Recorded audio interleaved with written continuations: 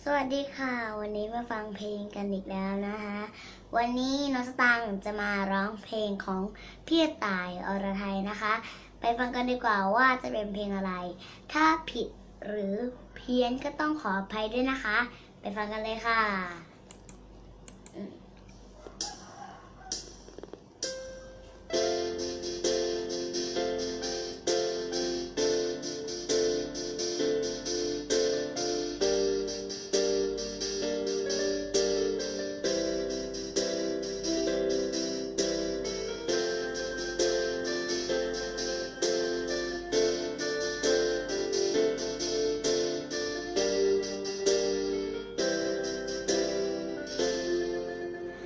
แล้วว่ายังน้อยกับอาการเปลี่ยนไปหลายอย่างบ่จบบ่หายตายเหินห่างคือเป็นลายต่างแท่นอ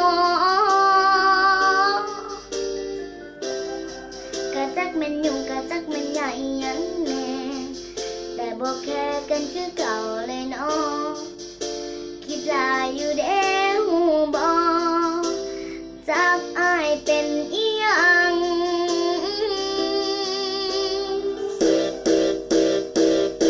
บอกกันแน่เด้ถ้าสิเทน้องกินอย่าเฉือดนิ่มๆอย่าทิ่มไม่เจ็บย้อนหลังบอกกันแน่ดิถ้าอายสิหนีไกลทางอยากสิลอยแล้วก็ห่างที่นางเป็นผู้แพ้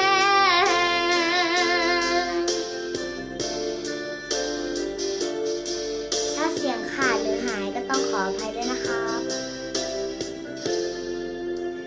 หากแค่เดอายฝากดวงใจกับอายนานเราจะบ่หวังกับคำหากันผู้ใดมาปั่นบอกแค่ก็คิดว่ามันก็คิดว่าคักคือดีแต่เมื่อนี้อายคือเปลี่ยนคักแท้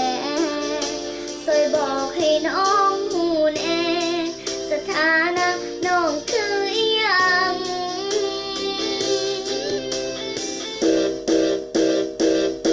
บอกกันแน่เด้ถ้าสิเทน้องทิมอย่าเฉือดนิ่มๆอย่าทิมไม่เจ็บย้อนหลังบอกกันแน่ดิถ้าอายสิหนีไกลทางอยากสิลอยแล้วก็ห่างหาทางสิเทน้อง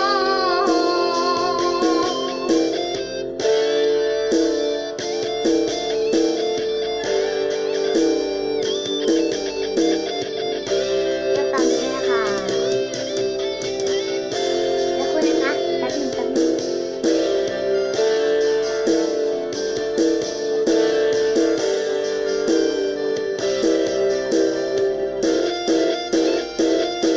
สิโทรให้จากใจ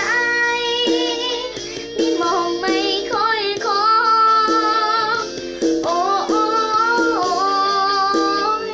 สิเทน้องให้บอกแน่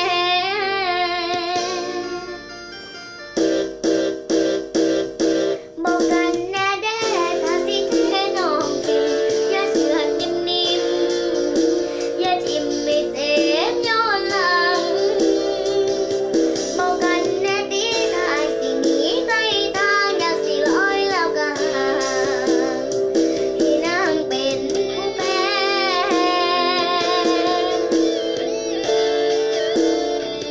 โอ้ยสิเทน้องให้มองแน่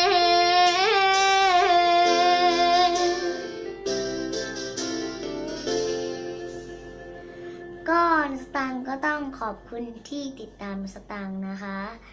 ก็รักน้องสตางค์ไปนานๆนะคะ วันนี้น้องสตางค์ก็ต้องขอลาไปก่อน อย่าลืมดูแลสุขภาพ แล้วก็ที่สำคัญอย่าลืมกดไลค์กดแชร์กด Subscribe ให้น้องสตางค์ด้วยนะคะ แล้วก็อย่าลืม